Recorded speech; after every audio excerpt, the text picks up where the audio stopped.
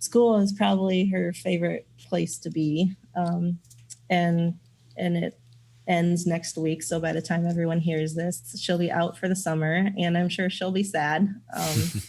She loves her teachers. She has a very special paraeducator that is there with her, goes every day with her, and helps care for her and teach her, really. And then she loves her friends. She has some of the best friends. She's in a typical classroom and then gets pulled out for her special education times. And those kids are just the greatest. They've been with her, since preschool, some of them, and they all have formed like such great bonds. And it's so special to see as parents, to see them accept her for who she is. It just makes us really happy.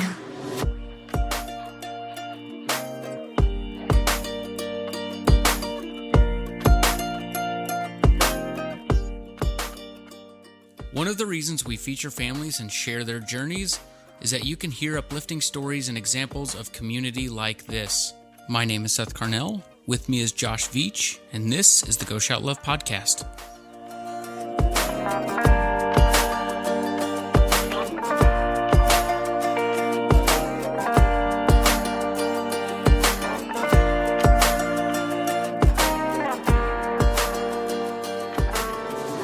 First of all, good to be here. Hey, good to see you in person. Good to see you in person. This is fantastic. Before we jump into kind of what we learned or what we talked about with Aaron and Andrea, who are the parents to our feature kiddos, Jaelyn and Reagan, and also have a sibling, Shelby, I want to bring up an email that I got from you, who you got a message from a geneticist associated with Avery, our feature kiddo, last month. What did that say? Because it was extremely encouraging to me. Yeah, one of the things that not intentionally, but just by the nature of some of the conversations that we have, is I think unintentionally, sometimes the medical community could be painted in a negative light in some of the things that we talk about. And that's just because families are going through really, really hard times, and that comes with it a lot of stress, a lot of frustration. And sometimes there are people that are extremely intelligent in the medical field, but don't have the right emotional connection associated with it. That's right. Or their bedside manner may not be, quite as effective or encouraging. And so what happened last month in May, as we were featuring Avery, was we got an email from a physician that's part of Avery's team, care team, like one of his providers. And it was just really cool that this doctor took the time. So she mentioned that she had just worn Avery's shirt. So she not only emailed, not only did she purchase a shirt to support Avery and wore it, and then she took the time to email in to say how much she loved the shirt, how much she loved Avery's family, and then just gave us a little bit of encouragement in the work that our team is doing to help tell stories like Avery's and like Jaelyn's and Reagan's. And so it's just really encouraging for us to be able to hear that side of things and to know that like there are people in the medical field that are in it for all the right reasons, and they're showing up, and they're not just, looking at charts and moving on. Like they are invested in the care and lives of these people that they're serving. And just a really cool experience that we got to have. It definitely lifted my spirits for the day, because we never hear that from the medical side. Always from the family and people associated with the family. Okay, now into the conversation that we just had that people are about to listen to. And I'm going to leave a little cliffhangers here to make anyone listen to this have to continue on listening. How cool is the University of Iowa? Yeah.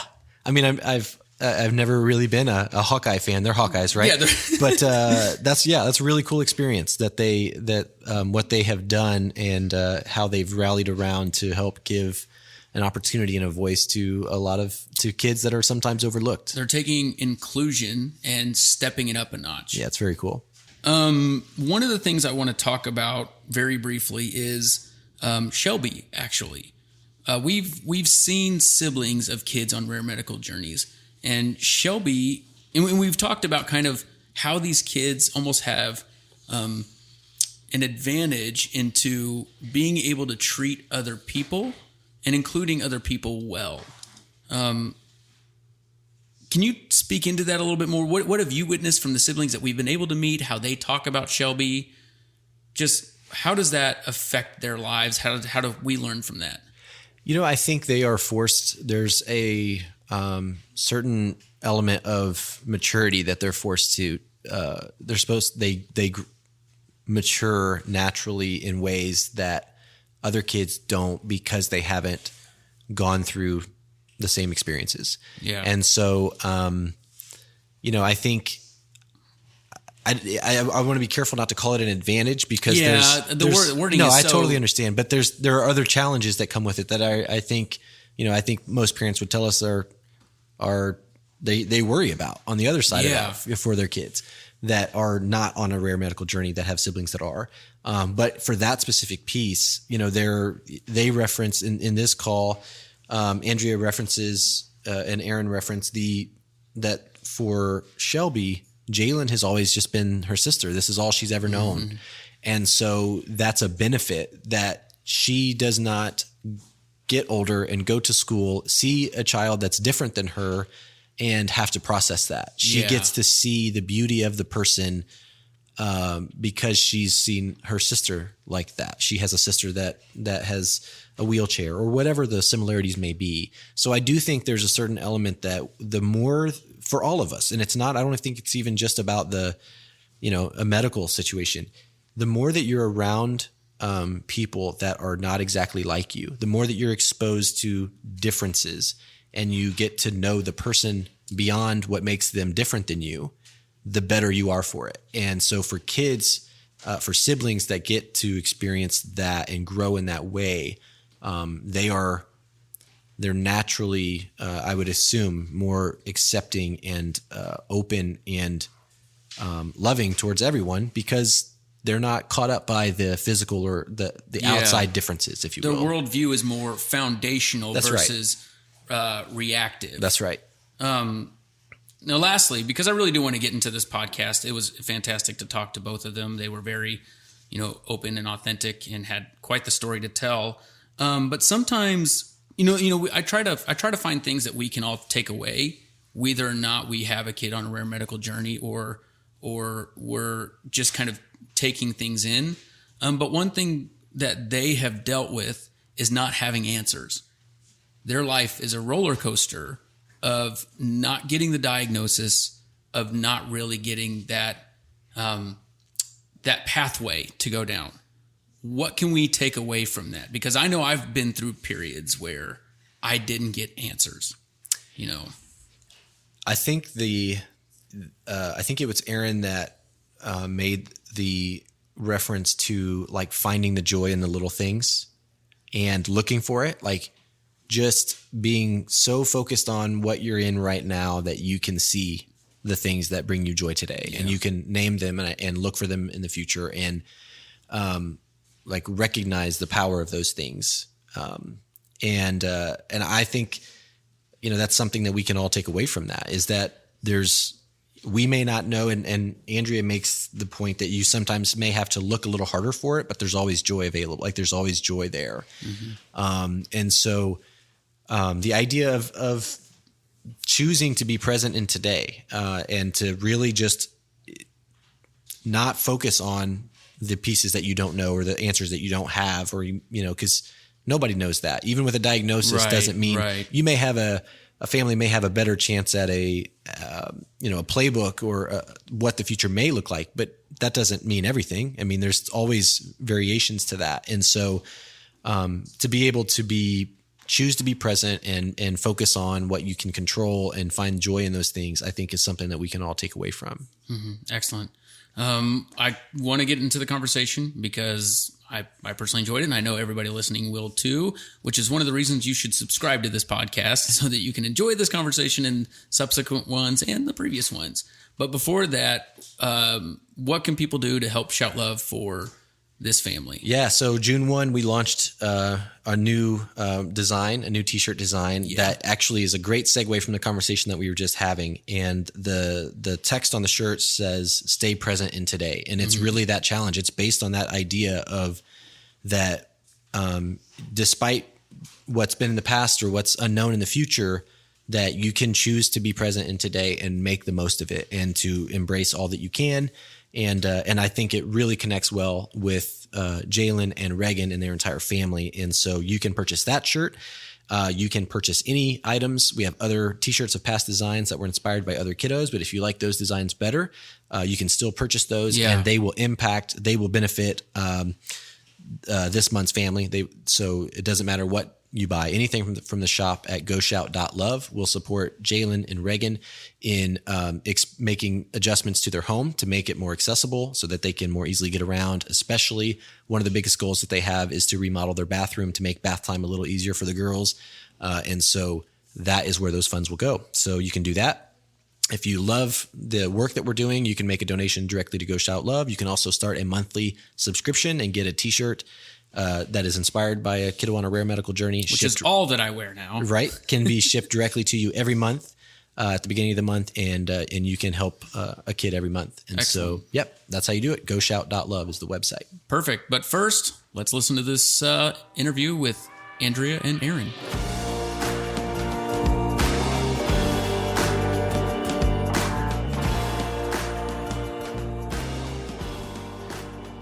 Aaron and Andrea, welcome to the Go Shout Love podcast. It's so great to meet you guys, and we appreciate you taking a little bit of time to talk to us and introduce us to your family. Welcome. Thank you. We're excited to be here.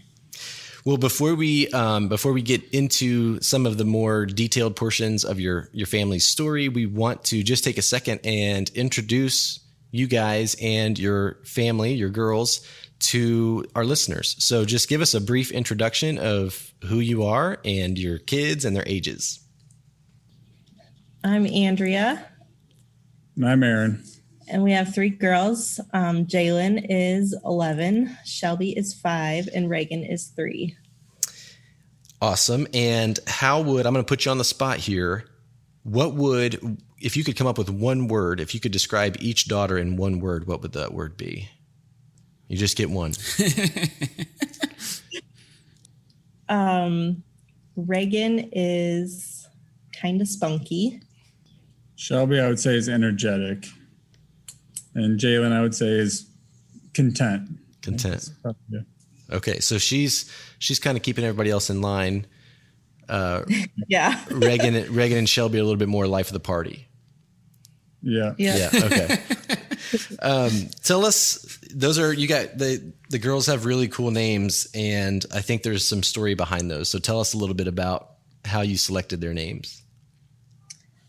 Jaelyn was actually named after Aaron's brother, who was killed in a car accident when he was a teenager.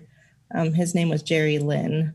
And so we knew we kind of wanted to name our first child after him. And then, so Jaelyn came from Jerry Lynn, and then we kind of like to stick with the same initials, JLB. And so her middle name is Liberty. Aaron was in the military, and we just are kind of a patriotic family. And so what Jaelyn's branch, if you don't mind me asking? The Army National Guard. Excellent. Yeah, so Jaelyn was Jaelyn Liberty. Shelby, our second one, well, I guess when Aaron and I first met, he was deployed shortly thereafter to Camp Shelby. And that's kind of where Shelby's name came from. I feel like that's where our relationship kind of evolved through a long-term relationship. And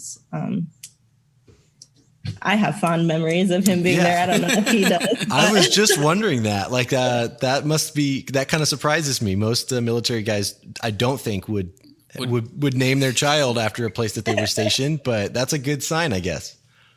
Well, that's kind of like how our relationship got started. It was just talking over the phone. You know, I was only there for 6 months before going overseas. So we just that's kind of where things began. Kind of like the name, and it's kind of how we got to know each other. So. Yeah, for sure. That makes sense.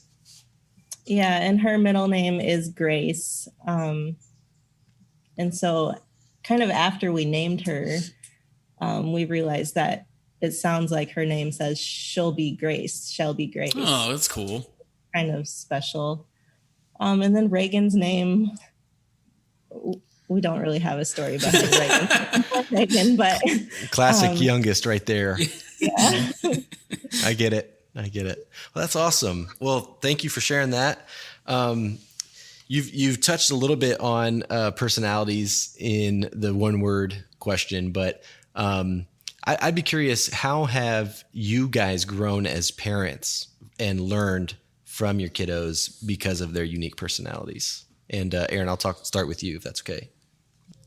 So I guess when Jaelyn came, she was our firstborn, so we're pretty excited, pretty stoked about having a child, and then kind of started having some challenges with that. And so I think at first when she was born, she was pretty outgoing, pretty spunky, kind of like Reagan. So that's kind of how she was when she was younger. And then as we've grown, it's kind of changed us as far as just kind of going with the flow, just kind of taking it as it comes type of deal. And so I don't know if that answers your question. Yeah, for sure. Andrea, do you have any ways that you feel like you've been impacted as a mom and grown as a mom because of their personalities specifically? I would kind of agree with Aaron. I'm kind of a planner, so just learning how to take one day at a time has really I've changed in that way. And also they've both just really opened my eyes to kind of the challenges they face, has opened my eyes to be more accepting of others and just really give lots of grace. So let's start with Jaelyn's journey. And she, when she was born, there was no indication, right, through your pregnancy and even after birth, that she had any medical complexities going on, right? Correct. Yeah, she had I had a typical pregnancy with her, and her delivery was normal. She was discharged from the hospital normally. She did have some trouble eating, but other than that, there were no real signs at birth. And even through her infancy, it was mostly just trouble eating, and then some fussiness. She wasn't very comfortable. Which is not uncommon, so it's not like that's indicative of something. Right. We kind of had a gut feeling that maybe something wasn't quite right, but it's hard to communicate that to others. Right. Especially when, I would assume, when you're first time parents, when you don't really have any experience and I would assume there's a certain voice in your head that's saying, oh, you're just overthinking this, or you're being too cautious. So how did you wrestle with that feeling? How did you wrestle with, I need to push this a little bit more, or what were kind of the next steps that then led to, recognizing that there really is more going on here? I think a lot of it was maybe like her vomiting. You can tell somebody that we don't sleep at night, but they don't sometimes understand what you're saying when you don't sleep at night. So we basically would have to show somebody this is how much she's actually vomiting. We understand she's not gaining weight, but she shouldn't be vomiting that much. We get spit up, but then when she was vomiting so much, it scares us as parents, trying to go to sleep and then having her vomit so much. So right. I think that just kind of is what kind of kept pushing us, is she just kept vomiting so much. And eventually it led to her getting the first maybe diagnosis, if you want to call it that, of failure to thrive. How old was she at that point? About 6 months old. Okay. Yeah, probably about 6 months. So, and she was pretty petite. I mean, she's pretty small and, just wasn't meeting those milestones. So I think that's kind of why she got that diagnosis, or that's what you want to call it. But sure. And then I think her doctors really helped. At that point, when they understood that she was not meeting her milestones and gaining weight, that maybe something more serious was going on. And so they helped communicate that to us and get us into the proper doors, if you want to call it that. But so they admitted her where she could receive proper testing. And that took a long time. That was at 10 months old. So we did a lot of outpatient things, testing for normal, more common things, outpatient. And then we still weren't getting the answers. And Jaelyn was still struggling significantly. So yeah, then she was admitted about 10 months old for further testing. And how long, I mean, ultimately that testing came back to say, we just don't know, right? Right. Or was there an initial diagnosis before before they went into testing that they thought that she had? Is that right? Yeah, they kind of thought she probably had spinal muscular atrophy. It wasn't a classic case because she did have a little bit of it just didn't fit with their timeline of their like traditional cases of, yeah okay. but that was the closest thing that they thought it was. So we had one doctor that was pretty sure that's what she had, and some others that told us, I don't really think so, but we'll do this testing to determine if that's the case or so not. At this point, she's seeing a handful of different doctors. Yeah. Okay. Yep. What was it like to hear that, like that we think this is the diagnosis, and I'm sure that meant you start doing a little bit of research and learning more about SMA, and then to come back, I don't know how long after that, but to come back and say, actually, these tests show that it's not SMA. I would assume that has to weigh on the mental and emotional element of what you guys are carrying at that season. Yeah. I actually knew someone who had a daughter with SMA. And so I reached out to her right away, just for support and guidance. And then it was it was over the holiday season during this testing, which kind of further delayed it. But I think it was about a month until we found out that test did come back negative. And then they sent it for further testing just to make sure that it was truly negative. There's this additional testing they can do for that. Yeah, for me, when they were talking about a potential for SMA being the diagnosis, it was pretty devastating. And then you get the result that it's negative. So then you have it's kind of like a roller coaster ride. You're kind of joyful that it's not that, because it's a pretty devastating diagnosis. Sure. But then you still don't have an answer. Have an answer. Right. Yeah. So it's just, we're thankful that it's not that, but I don't know. It's just kind of one of those roller coaster rides that you just learn to ride, I guess. Yeah. So as part of that journey, then I think you guys did you go through genetic testing for both of you? Yeah. When Jaelyn was about 3 years old, we had whole exoming done on the three of us, whole exome sequencing. So we each had our blood drawn, and then Jaelyn did, and they just look for any sort of abnormalities that haven't been found. So prior to the whole exome sequencing, Jaelyn had significant amount of genetic testing done for multiple different disorders or diseases, and those had all come back negative or normal.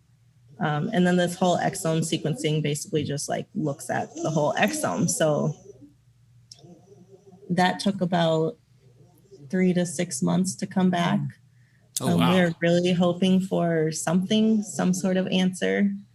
And actually it came back pretty inconclusive. So it didn't give us any answers. Yeah. So you have you have years worth now at that point of unknowns and let's try this, let's try that. How was the condition that Jaelyn, the different challenges that she was facing. How did that impact her day-to-day life through that season? And what was she able to do? And what were the things that she struggled with? And how did you see her develop? So some things she was able to do was she was continuing to learn. It was just hard for her to kind of communicate. So she started learning a few some sign language, some just pretty basic sign language. She was able to scoot around on her belly. So that was pretty exciting that she was able to move around and kind of do her own exploring. Yeah, that freedom's important. Yeah. I'm not sure when she got her manual wheelchair. I think it was about 3 years probably around old. 3 years old. So that was kind of fun too, just watching her just kind of blossom as soon as she got that wheelchair and she could scoot around and kind of check things out and just kind of be a normal 3-year-old, I guess. Yeah. Yeah. Is she kind of like a daddy's girl at all? Yeah, I think she was, or Yeah. I don't know if she still is, but yeah. I feel like they start out as mommy's girls and then they quickly transition to daddy's girls. Right. Seasons, right? Yeah. But she struggled eating pretty much. She has her whole life, struggled trying to eat or Without like official diagnosis, like how do you manage solving her eating issue? Did someone give you guidance in that because it was like somewhat similar to SMA, or I mean, at what point do you start like getting in a groove with her feeding? Sure. So when she was hospitalized, then they're at 10 months old, she received an NG feeding tube. But she wasn't eating, and they recognized that. They knew that it was quite a struggle to get her to eat. And at that point, we just really didn't know, is she not meeting these milestones and getting stronger because she's not eating? And so we really just wanted to get her the proper nutrition to be able to determine if that would help or not. Yeah. So we did the NG feeding tube, and then she had the G tube surgically placed probably 2 months later. No, it was longer than that, I think. Was it? Yeah. A couple months later. A few months later. Her G tube placed and her NG, she had her NG, then her G tube. We still struggled with the vomiting. It kept coming up and she still wasn't gaining weight, So like at this point in time, we're just seeing specialists. Like we're seeing a GI specialist and just different neurology, just a bunch of different specialists. And so yeah, that kind of makes it difficult because we're kind of trying to manage this case or her Jaelyn as a individual, right, everything together, and see all these different specialists without having somebody to kind of take the lead. I mean, we have a primary doctor, but she's not necessarily the coordinator over all that. Yeah. So yeah, you got all these specialists looking at different pieces, and you guys are trying to put them all together for a whole puzzle. And we're trying to kind of figure out what came first, the chicken or the egg, when it comes to what's causing these symptoms. So how do we treat this GI thing? Is it coming from the neurology side, or is the GI thing causing the neurology side from nutrition wise? So yeah, I feel like a lot of it really fell back on us. And then Jaelyn had some feeding therapy too. So we just really communicated with that feeding therapist, and she kind of helped point us in the right direction. But yeah, a lot of it did fall back on us to coordinate and try to figure things out. And you've gotten, Jaelyn is 11 now. And so you've figured out those rhythms and have been able to at least help her get the nutrients that she needs to grow and to develop on the nutrition side. I want to, we've talked a lot about the medical side of things, but I want to learn more about and dive into Jaelyn as an 11-year-old little girl.